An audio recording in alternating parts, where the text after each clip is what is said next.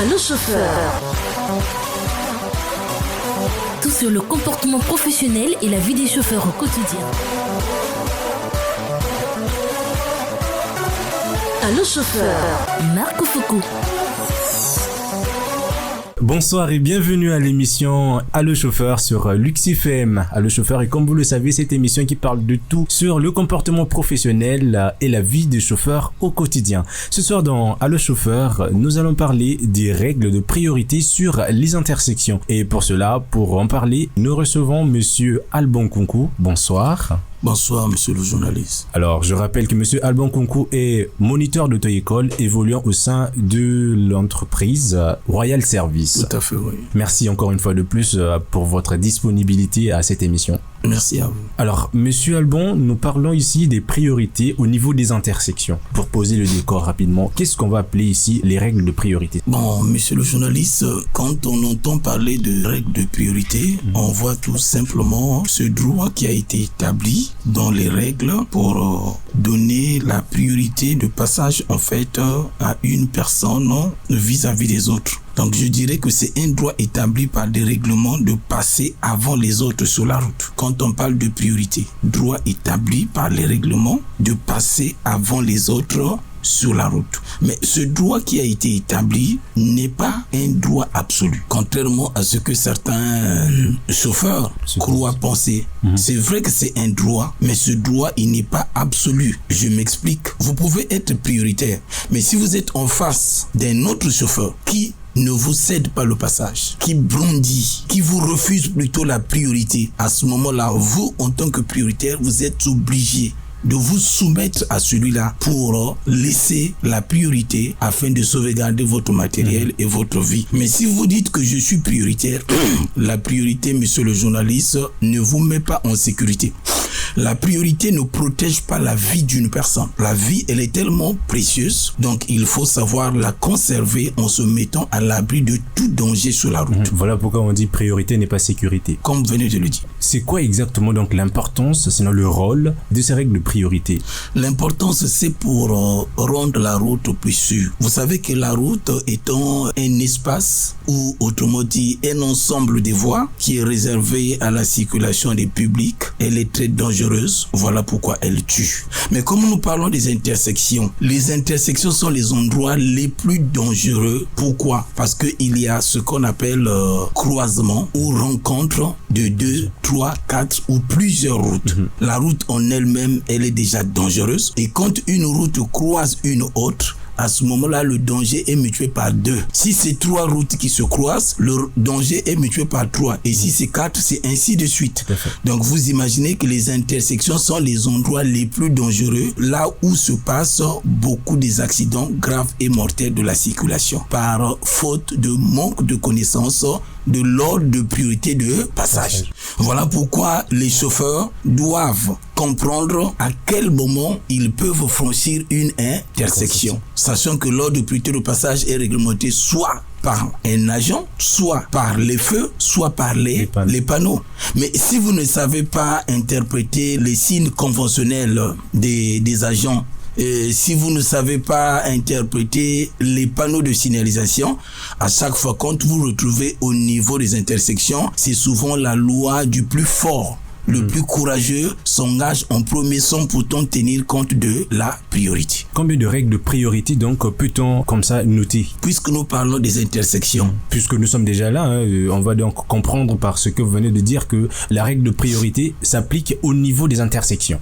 La règle de priorité au niveau des intersections, elle est très capitale. On ne franchit pas une intersection sans pourtant tenir compte des règles. Avant de franchir une intersection, il faut s'en rendre compte si vous en avez la priorité.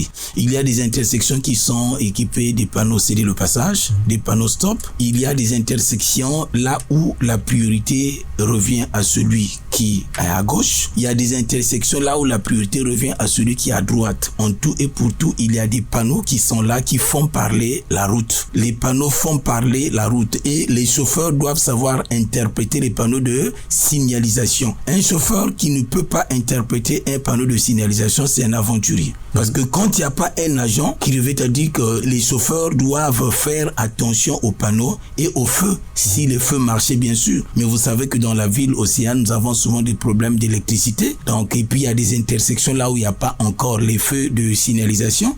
Eh bien, on doit au moins faire beaucoup plus attention aux panneaux de signalisation. Et donc, parmi ces panneaux, il y a des panneaux qui annoncent par exemple les carrefours à sens dit giratoire, qu'on appelle vulgairement rond-point. Il y a des panneaux qui annoncent la priorité ponctuelle à une intersection que vous croisez qui a la forme d'une croix, parce qu'il y a plusieurs formes ou plusieurs types d'intersections. Mais à chaque intersection, il y a ce qu'on appelle l'ordre de priorité de passage qui doit s'impliquer et que les chauffeurs doivent respecter pour éviter les accidents. Vous parlez de plusieurs types d'intersections. Est-ce qu'on peut les connaître? Oui, nous avons les intersections en forme de croix. Je prends l'exemple de l'intersection de Roy. Quand vous quittez Matende, la Ponténégrine, le Tchétché, il y a un croisement. C'est une intersection en forme de croix. Nous avons des intersections en forme de T. Nous avons des intersections en forme de Y. Les intersections en forme de rond-point. Et nous avons aussi des intersections multiformes. Alors justement, puisqu'on parle de la voie Roy qui descend, on a ici le carrefour Roy. Mais quand on continue un peu plus loin, on a le carrefour Le Gorille qui arrive juste après. Et ensuite, c'est Mawata. Mais il y a une différence, c'est qu'au niveau du rond-point Gorille, par exemple, justement, comme on va dire, il y a un rond-point, alors qu'à Roy, il n'y a pas du tout de rond-point. Quelle est la différence entre les deux déjà? À Roy, nous avons une intersection en forme de croix. Mais au Gorille, c'est aussi une intersection en forme de croix et non un rond-point. Si on continue jusqu'à Mawata, c'est aussi une intersection en forme de croix. Le Gorille et Mawata, y compris l'intersection de Roy, c'est des intersections en forme de croix. On ne parle pas de rond-point au Gorille et à Mawata. Ça, c'est par les habitudes que les chauffeurs ou la population, ou bien peut-être qui sont habitués à appeler Mawata rond-point, mais Mawata n'est pas un rond-point, le Gorille également. Monsieur Alban, comme on va dire, comme le mot le dit, il y a un rond-point, c'est-à-dire qu'ils ont mis une stèle là qui ronde, donc qui fait que les gens doivent tourner. Ça n'a rien à voir avec un rond-point, monsieur le journaliste. Ah, puisque nous y sommes, donc qu'est-ce qui Ce n'est pas dans la nature d'un rond-point, c'est-à-dire que ça ne caractérise pas un rond-point. Pour reconnaître un rond-point, il est question que la route soit équipée d'un panneau de danger qui a la forme triangulaire avec 3 flèches en forme de cercle. Et ce panneau-là annonce déjà que vous allez aborder un carrefour à sens dit giratoire. Ce panneau-là est suivi d'un panneau triangle renversé qu'on appelle panneau céder le passage. Et ce panneau vient pour confirmer que vous avez un carrefour à sens giratoire. Vous avez le droit de céder le passage à gauche. À chaque fois quand la route annonce un carrefour à sens giratoire, ce panneau qui annonce le carrefour est suivi d'un panneau céder le passage. Donc en fait, le rond-point est caractérisé par la présence de 2 panneaux. Il y a le panneau de danger qui annonce le dit rond-point et il y a le panneau de céder le passage qui vient pour assurer ce qu'on appelle l'ordre de priorité de passage pour ne pas que le désordre soit organisé. À chaque rond-point, on doit forcément céder le passage à gauche. Tous les usagers qui sont à gauche et ceux déjà engagés au niveau du rond-point, ils ont la priorité.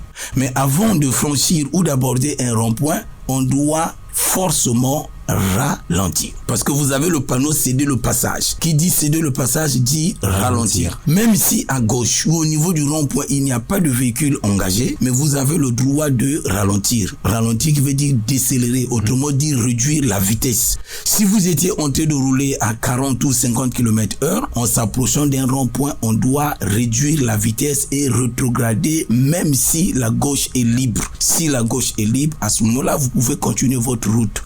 Mais si du côté gauche, vous avez des usagers, là, l'arrêt est conditionné. En cédant le passage, vous êtes obligé de marquer un arrêt pour laisser la priorité à tous les véhicules qui sont à votre gauche et à ceux déjà engagés au niveau du rond-point. Voilà le comportement qu'on devait adopter quand il s'agit d'aborder un carrefour à sens dit giratoire. C'est-à-dire un rond-point. Automatiquement, à Mawata, déjà, quand on appelle rond-point, la règle qui doit s'appliquer, c'est la même règle qui s'applique à Roy en temps normal. Parce que quand vous quittez Fuchs, la SNCS, vous arrivez au carrefour de Mawata, vous avez un panneau stop. Et celui qui quitte le grand marché également devant la station Total, il a un panneau stop. Par contre, la route, l'avenue de l'Indépendance, quittant depuis le fond de Tchétché ou depuis Mpaka, à partir du rond-point, juste après le rond-point de fond de Tchétché, cette route n'est autre qu'une route à caractère prioritaire. Ça veut dire que cette route est équipée d'un panneau, je ne sais pas s'il existe encore, qui a la forme de losange et le fond est jaune. Ce panneau-là donne la priorité à cette route juste après le rond-point de fond de Tchétché jusqu'à Sympathique. C'est après Sympathique que vous perdez la priorité parce que ce panneau finit par être barré de noir pour dire que le noir qui met fin à la priorité. Et donc, en quittant le fond de Tchétché, toutes les intersections que vous allez affranchir, vous avez la priorité depuis le fond de Tchétché jusqu'à Sympathique. Mais il s'avère que les usagers qui viennent du grand marché et ceux qui viennent de la SNCS Fuchs, quand ils se retrouvent à Mawata, les deux chauffeurs, s'il faut le dire, ont le stop de chaque côté. Et ils doivent immobiliser leur véhicule pour laisser passer les usagers en provenance de Roy ou le Gorille pour Tchétché et ceux qui quittent Tchétché pour monter vers le Gorille et Roy parce qu'ils empruntent une route à caractère prioritaire. Mais une fois que la principale, cette route qu'on appelle Avenue de l'Indépendance, quand elle est libre, à ce moment-là, l'usager qui quitte SNCS pour aller au grand marché et celui qui quitte le grand marché, qui clignote à gauche pour monter vers le Gorille, en temps normal, selon l'ordre de priorité de passage, c'est l'usager qui quitte la SNCS qui devait passer en premier. Et celui qui quitte le grand marché devait contourner celui qui vient de SNCS par le derrière. Mais sur le terrain, nous constatons que c'est le contraire. Ça veut tout simplement dire que celui qui quitte le grand marché se comporte comme s'il était au niveau d'un rond-point. Comme s'il était priorité. Mais la règle dit quoi? Toutefois, quand vous changez la direction sur une route, en allant du côté gauche, vous perdez la priorité vis-à-vis de celui qui vient en face de vous. Si je prends le carrefour de Roy, celui qui quitte Matende, qui va vers l'hôtel à Ponténégrine, et celui qui quitte la Ponténégrine, qui veut monter vers Kitoko, il doit clignoter à gauche. Mais quand les deux véhicules se retrouvent à cette intersection, le véhicule prioritaire, c'est celui qui quitte Matende pour aller à la Ponténégrine. Celui qui doit passer en premier et celui qui quitte la Ponténégrine pour monter vers Kitoko doit attendre le passage de celui qui a quitté Matende pour aller vers la Ponténégrine. Parce que celui qui quitte la Ponténégrine signifie changer la direction en allant du côté gauche. À ce moment-là, il perd la priorité vis-à-vis de celui qui vient en face de lui. Retenez seulement une seule chose, à chaque fois que nous changeons la direction en allant du côté gauche sur la route, nous perdons la priorité. Alors, chers auditeurs, comprenez tout simplement quand on parle de l'hôtel La Ponténégrine, c'est vers le grand marché. En tout cas, vous avez compris, chers auditeurs, c'est assez explicite et si vous avez la possibilité de prendre note, eh bien, faites-le parce que ce qui se dit ici est très important pour vous. Monsieur Albon, est-ce que en dehors des panneaux, en dehors des feux de signalisation, est-ce qu'il y a d'autres marqueurs qui montrent la priorité? Oui, bien sûr, il y a des intersections dépourvues de feux, de panneaux, par exemple. La règle dit quoi? Quand vous avez affaire à une intersection sans panneau, pas de feu, pas d'agent, la règle existe toujours. Cette règle, on appelle la règle de la priorité à droite. Obligatoirement s'applique à tous les chauffeurs la règle de la priorité à droite. Sauf que nous avons encore des problèmes de panneaux sur nos routes ici à Pointe-Noire. Donc vous allez vous rendre compte qu'il y a des intersections en pleine agglomération qui sont dépourvues de panneaux de signalisation. Et donc les chauffeurs doivent faire excessivement attention parce que les règles, on ne doit pas les brandir n'importe où et n'importe comment. Donc on comprend tout simplement par là que toute cette cacophonie qu'il y a autour des intersections ne devrait pas avoir lieu puisque les chauffeurs sont censés connaître ces différentes règles. Ils sont obligés, mais sauf que sur le terrain, ce que nous constatons qu'il y a beaucoup de manquements, c'est un problème d'ignorance. C'est un problème d'ignorance. Parce que quand on ne connaît pas, on ne peut rien faire de bon. Celui qui connaît, quand il commet, au moins il est responsable des actes qu'il arrive à poser. Mais les chauffeurs doivent fournir des efforts peut-être pour se recycler, s'il faut le dire. Parce qu'il y a beaucoup de chauffeurs qui sont incapables d'interpréter même 10 panneaux de signalisation. Mais tandis que la signalisation verticale qui regroupe l'ensemble des panneaux, si nous pouvons les compter, nous n'avons peut-être pas moins de 100 panneaux dans la signalisation verticale. Ça dit que nous avons des centaines de panneaux. Nous avons des centaines de panneaux dans la signalisation verticale. Il y a des panneaux de priorité spéciale, des panneaux de priorité. Certains chauffeurs n'arrivent pas à savoir interpréter. À ce moment-là, ça pose des problèmes. Voilà pourquoi vous allez vous rendre compte que souvent au niveau des intersections, quand vous arrivez, il y a toujours des glaces cassées au sol. Souvent, c'est des accidents parce que beaucoup de chauffeurs ne savent pas comment ils doivent se comporter au niveau d'une intersection. Les règles de priorité ne sont pas connues par beaucoup de chauffeurs. Et à ce moment-là, ça continue à nous poser des sérieux problèmes, surtout quand il n'y a pas les agents de la circulation. À ce moment-là, c'est carrément un désordre qui est organisé. Comme je venais de le dire tantôt, c'est la loi du plus fort en fait. Le plus fort, le plus rapide, le plus courageux, il s'engage.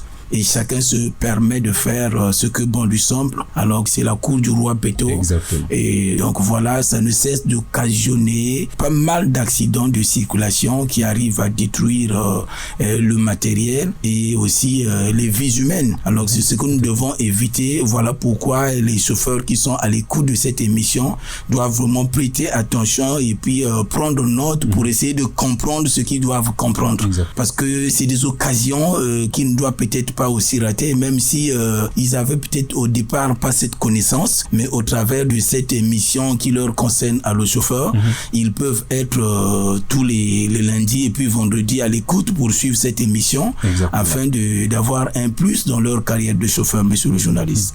Alors ce n'est pas moi qui le dis, c'est monsieur Alban Kounkou qui le dit, chers auditeurs. En tout cas, c'est une émission à part entière que vous ne trouverez pas certainement ailleurs que sur Luxifem. C'est bel et bien l'émission à le chauffeur. Alors monsieur Alban, il y a quand même une petite notion ici, je ne sais pas si ça fait toujours partie des différents panneaux, mais il y a la notion des marqueurs au sol. C'est quoi exactement? Les marquages au sol font partie de la signalisation horizontale. Ah, donc on parle plutôt de marquage au sol et non de marqueurs au sol. Non, marquage au sol. Autrement dit, les marques peintes sur la chaussée. Ah, très bien. Donc la route utilise aussi ces marques peintes sur la chaussée pour parler aux utilisateurs de la route. Nous avons par exemple des lignes continues, nous avons des lignes discontinues. La ligne continue, c'est une ligne blanche, droite, qu'on ne peut ni chevaucher ni franchir. C'est une ligne infranchissable. Donc je délimite la voie. Mais tout à fait, quand vous êtes à l'hôpital Adolphe Cessé, la bourse du devant la station Total, et donc les années ou les mois qui venaient de passer, on pouvait quitter l'hôpital ACC, aborder la station et clignoter à gauche pour se rendre du côté de Rond-Point Lumumba. Mais aujourd'hui, c'est impossible parce que pourquoi? On a mis une ligne continue qui est infranchissable et suivie d'un panneau stop qui vous demande de marquer d'abord l'arrêt afin de céder la priorité à ceux qui quittent Lumumba, qui montent vers le rond-point Kassai. Et ensuite, ce panneau stop est surmonté par un panneau rond à fond bleu qui n'est autre qu'un panneau d'obligation qui vous oblige de tourner à droite. Ça veut dire que là, vous devez obligatoirement remonter.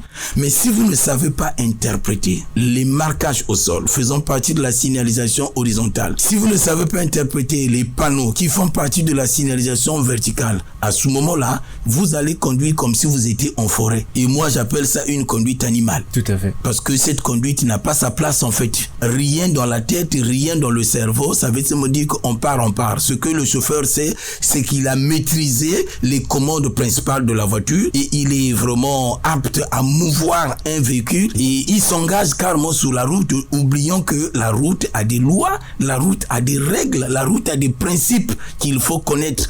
On ne peut pas se mettre sur la route si nous n'avons pas la maîtrise ou la connaissance des lois, des règles et des principes de la circulation routière. Ça, c'est aller faire l'aventure. La route, ce n'est pas une forêt. La route, ce n'est pas un terrain de jeu. Mais la route, c'est un espace qui est réservé au public et qui parle au travers des panneaux, qui parle au travers des marquages au sol, qui parle au travers des gestes qu'on appelle signes conventionnels, qui sont faits par les agents, les policiers routiers. Et donc, vous imaginez, il y a même des chauffeurs qui ne savent pas interpréter les signes conventionnels. Il y a des chauffeurs qui ne savent pas, quand vous voyez un policier de dos au niveau d'une intersection, ça veut dire que vous avez l'obligation de vous arrêter. Le dos du policier représente le stop. La face du policier représente le stop, mais le côté latéral vous donne l'autorisation de... Donc rien que la position de l'agent, sans pourtant qu'il effectue un geste, ça donne un message. Et le chauffeur est censé interpréter ce message pour savoir se comporter par rapport à l'information ou à l'ordre que l'agent donne. Mais si le chauffeur ne peut pas interpréter cela, c'est ce que je venais de dire. À ce moment-là, il se croit être en forêt parce que dans la forêt, il n'y a pas de route. Dans la forêt, vous ne trouverez jamais des panneaux. Dans la forêt, vous n'allez pas trouver des marquages au sol et vous ne trouverez jamais un policier dans la forêt pour animer quoi? Oui. Les animaux. Vous imaginez, monsieur le journaliste? Exactement. Donc, si un chauffeur arrive à se comporter comme quelqu'un qui était en forêt, à ce moment-là, c'est vraiment regrettable parce que c'est eux qui arrivent à occasionner des accidents là où on ne veut pas peut-être enregistrer les accidents de circulation. Alors, monsieur Albon, tout à l'heure, vous parlez du rôle du policier, mais on se rend compte qu'on a à la fois les différentes règles de priorité, les différentes règles qui s'appliquent au niveau des intersections, mais finalement, que vient encore faire le policier? Est-ce on avait vraiment besoin d'un policier au niveau de ces intersections? Oui, tout à fait, parce que le policier, lui, il est le maître de la circulation.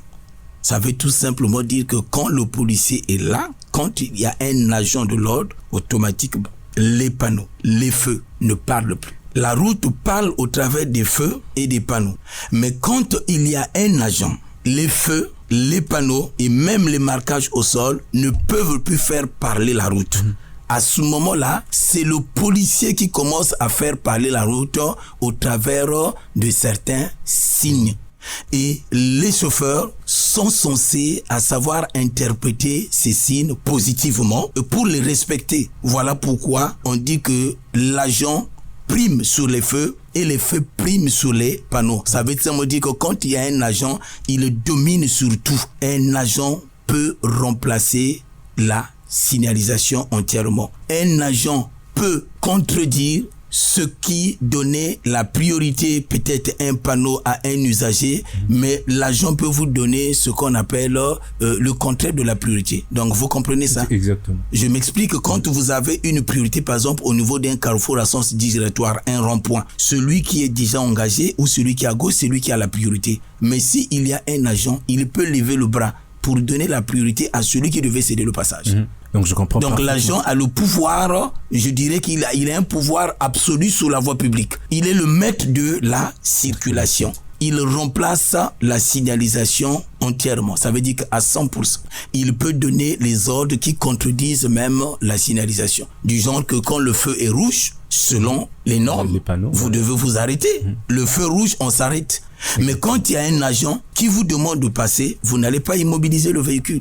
Vous avez le feu vert qui vous donne l'autorisation de passer, mais l'agent peut lever le bras. Vous avez le droit de vous arrêter parce que c'est l'agent que vous devez obéir à ce moment-là. Donc les agents jouent un rôle très très important sur la voie publique. C'est eux qui arrivent à faciliter l'écoulement des véhicules, généralement au niveau des intersections parce que la circulation elle est plus difficile. Quand nous nous retrouvons au niveau des intersections, il y a de ces chauffeurs là où les cerveaux brûlent parce qu'il ne sait pas ce qu'il doit faire.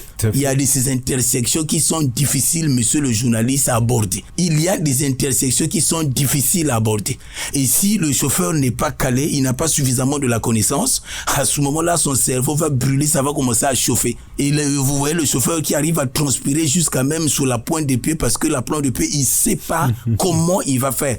Il a la maîtrise du véhicule, oui, mais les intersections sont les endroits qu'on ne doit pas jouer avec. Et les chauffeurs sont censés à connaître les règles de la circulation, connaître l'ordre de priorité de passage pour savoir comment faut-il se comporter. Sinon que chaque fois, ça veut dire que c'est la pyramide que le chauffeur arrive à renverser et c'est ce que nous constatons tous les jours. Ça veut dire que l'ignorance qui représente un danger, on doit éviter d'être ignorant au volant. Le fait d'être ignorant pendant qu'on fait sa carrière de chauffeur, on peut finir par être surpris peut-être d'un accident qui peut supprimer votre vie. Je l'ai dit que la vie, elle est vraiment précieuse, on doit vraiment la sauvegarder. Maîtriser un véhicule n'est pas synonyme de le conduire, parce que pour conduire un véhicule, il faut connaître les règles de la circulation. C'est par rapport aux règles que les chauffeurs doivent conduire leur véhicule.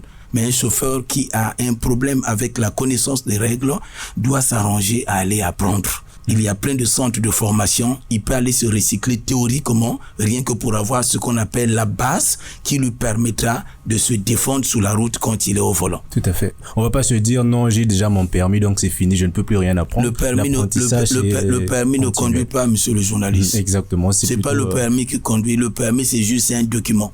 Donc, quand vous allez poser un permis de conduire sur le siège, le poste de conduite, eh ben, la voiture ne va pas démarrer. C'est l'homme qui conduit la voiture. Alors, vous comprenez certainement, chers auditeurs, que toutes ces différentes règles sont très complexes les unes que les autres. Donc, il faut d'abord maîtriser ces différentes règles et ensuite être concentré sur la route. Parce que si vous n'êtes pas concentré, vous ne saurez pas vraiment à quel moment anticiper les différentes situations auxquelles vous serez confronté. C'est donc presque la fin de cette émission. Mais avant de nous séparer, monsieur Alban, au-delà de tout ce qui a été dit ici, quel serait votre résumé, sinon votre petit conseil à l'endroit de ceux qui vous écoutent ce soir? Bon, le petit conseil que je peux donner, c'est de fournir des efforts avec peut-être un esprit de sacrifice, parce que vous imaginez un chauffeur de bus qui sort le matin à 5h, 6h pour garer le moyen autour de 21h, aller dans un centre de formation qu'on peut appeler auto-école pour aller faire rien que le recyclage, apprendre le code de la route. Eh ben, il faudrait que d'abord que ce chauffeur puisse avoir l'esprit de sacrifice. Exactement. Parce que pour disposer tout d'abord le temps, il faut que le chauffeur puisse avoir l'esprit de sacrifice.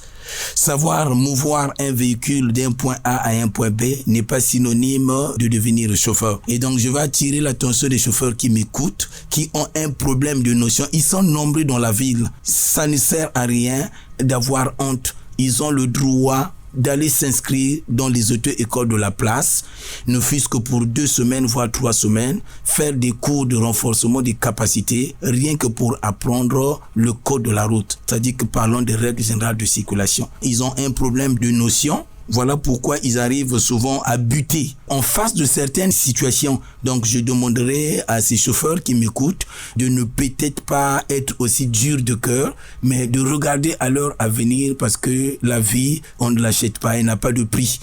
Le fait qu'ils se sont engagés de faire ce métier de chauffeur, ils doivent savoir que la vie et la mort se trouvent devant eux. Donc, ils ont le droit de faire ce métier dans les normes et non dans le désordre. Voilà pourquoi je leur demanderai de bien vouloir s'arranger à s'équiper intellectuellement pour avoir une connaissance qui leur permettra de ne pas buter sur la voie publique, de ne pas commettre certaines erreurs qui arrivent à occasionner les accidents de circulation. C'est à eux vraiment de prendre ce courage, de se rapprocher de certains centres de formation, rien que pour aller apprendre les règles générales de la circulation routière. Très bien. Et comme on a l'habitude de le dire, en tout cas, bien vous comporter au volant, avoir la maîtrise de votre véhicule, avoir la maîtrise des différentes règles qui régissent la route, ce n'est pas seulement pour votre bien à vous, mais c'est aussi pour le bien des autres et aussi pour le bien de votre entreprise ou de votre bien. C'est par ici que s'achève cette émission à Le Chauffeur. Je rappelle que nous parlions donc des règles de priorité sur les intersections. C'était avec monsieur Alban Kunku, qui est moniteur d'auto-école, évoluant au sein de l'auto-école Royal Service. Monsieur Alban, merci beaucoup. Merci à vous. Et de l'autre côté de la technique, c'était Ken Kibwanga. La réalisation était celle de Prince Iliambaya et à la présentation, bien sûr, c'était Marc Foucault. Je vous dis merci beaucoup d'avoir suivi cette émission et je dis un grand merci à tous les grands moupis là qui nous écoutent de partout dans la ville océane et on se retrouve très bientôt pour un nouveau numéro de Allo Chauffeur. Allo Chauffeur. Tout sur le comportement professionnel et la vie des chauffeurs au quotidien. Allo Chauffeur, Marc Foucault.